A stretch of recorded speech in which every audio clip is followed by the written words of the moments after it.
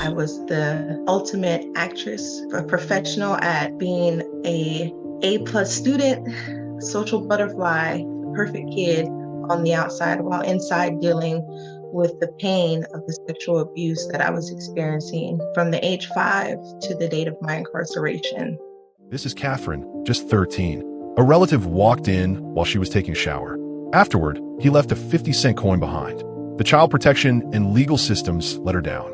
Catherine became a victim of her times.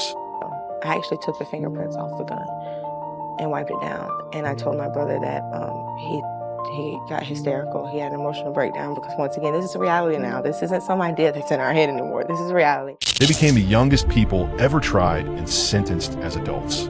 This is the full story of Catherine and Curtis Jones, and how they became involved in a teenage murder case, and how they escaped a world of pain.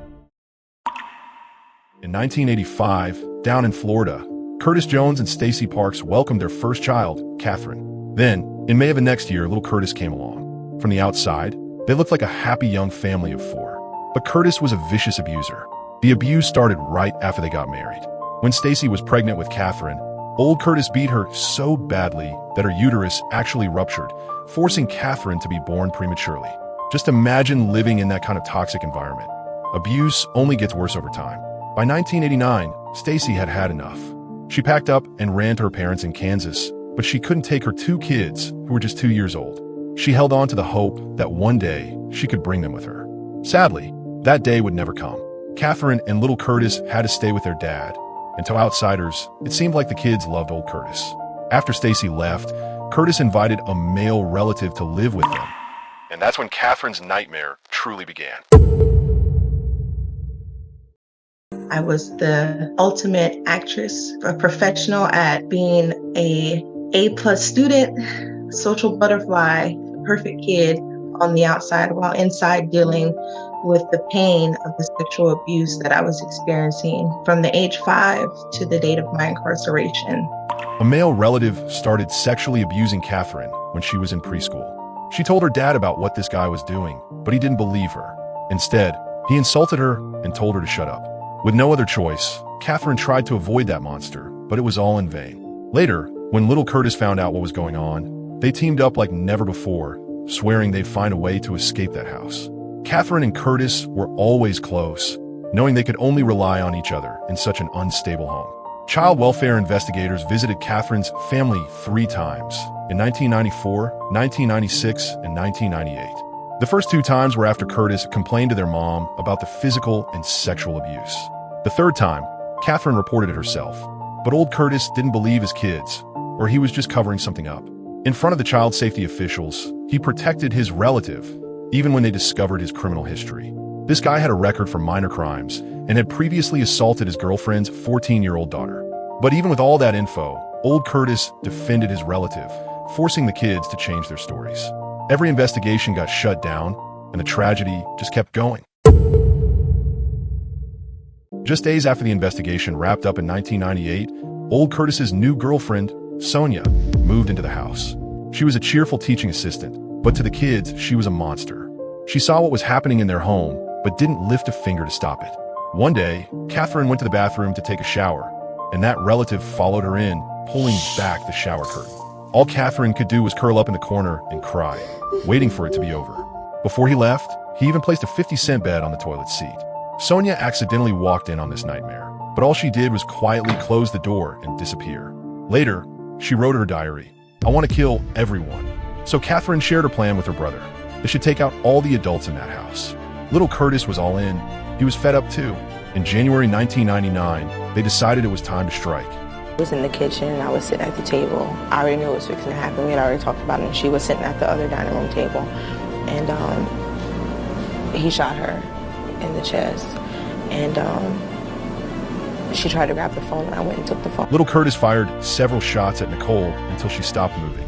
Catherine watched him, trembling, so she took the gun from him and fired 2 final shots into the yard. Then, she cleaned the gun.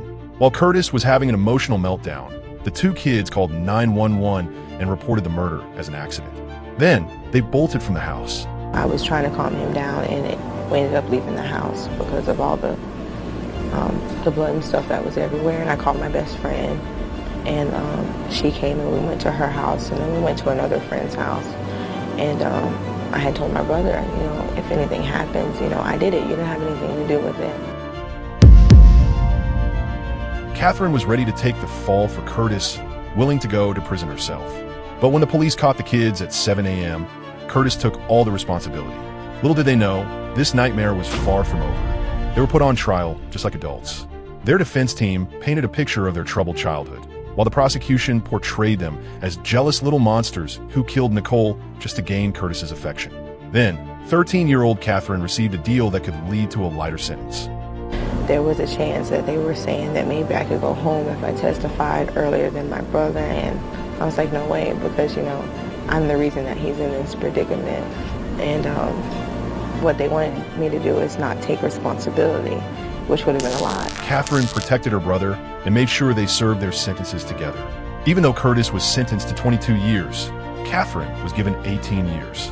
She insisted that Curtis should also serve 18 years. In the end, both kids were sentenced to 18 years in prison with lifetime probation attached.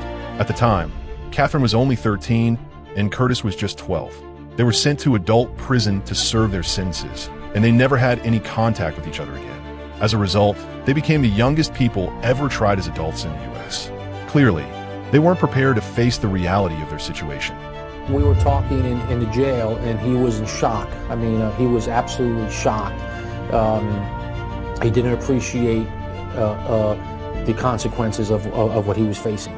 It was obvious to me that he was just a little boy in absolute shock and very concerned, extremely scared, and wanting, the comforts of home. Curtis had no idea what he would face in prison. These kids shouldn't have been sentenced like adults. They should have been treated as juveniles. Catherine was placed in solitary confinement for the first 3 years of her sentence. She was treated like a monster. Magazines even labeled her a super predator. There was a dark original article about this. With the rise of super predators, criminologist John DiIulio warned that black children were committing a wave of violent crimes, which only led to more kids of color being tried as adults and receiving harsh sentences instead of ensuring they got the proper care, treatment, and education they needed. They were locked away for decades or even given life sentences, but that wasn't the solution. When I heard the term super predator used to describe me, I felt dehumanized, like I was no longer a child, that everything innocent and pure about me was stripped away and replaced by these demeaning, derogatory labels that were used to justify treating me in an inhumane, cruel, and unjust way. During those 5 years, Catherine was required to take a significant amount of medication for treatment. She had to revisit her traumas and take responsibility for taking innocent lives. Finally, the situation for the siblings began to improve. While in prison, Catherine married Navy Officer Commander Ramirez Fleming. In 2016, Catherine was released at the age of 30. She is now a mother of 2, advocating for fair judgments for youth and becoming a leading voice in this movement.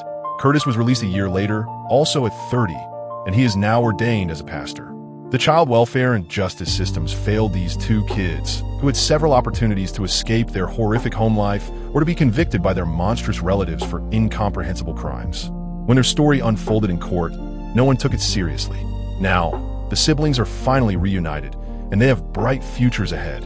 Ramirez left the Navy to be by Catherine's side, hoping that Catherine, Curtis, and their families can adapt to and enjoy a new beginning in life. Thank you for your attention. What do you think about this case? Let me know in the comments. Don't forget to like and subscribe. See you next time.